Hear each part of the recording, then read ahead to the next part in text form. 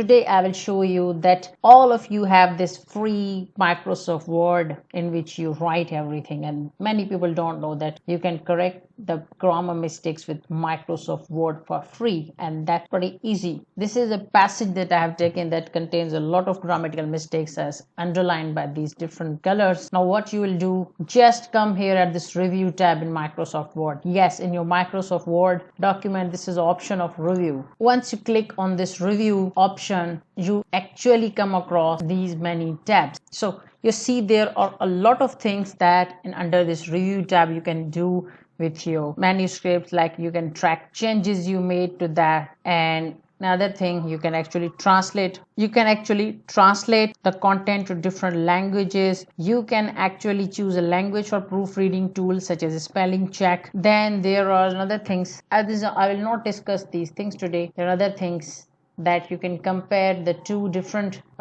documents to see the difference between them within your Microsoft Word. But today, this is the first thing that you have to see. Just see, click on this spelling and grammar option. Once you click on this spelling and grammar option, their side window will open just like a window opens in Grammarly, and see, it will start telling you the mistake and will suggesting different options. Like, see, there's a word called writing, and there's a saying that is suggesting you. So this is suggesting you that there is a spelling mistake. Now obviously, like all other tools, Microsoft Word is also does not know every word from every different background. So if you think, okay, this word is wrong, yes, it is wrong, we can see that spelling and writing is wrong, so you just change. It is suggesting you that this will be the new change. Actually, you can change, and once you change it, it will come to another thing that has come here. A word is here, another, it says that okay, change it. Yes, we can see. Then another thing, spelling mistakes, that is an actually incomplete word. So you can, from here it is saying you that what actually you means. I've been watching, yes. And just like that, another word, if you think it's right, for example,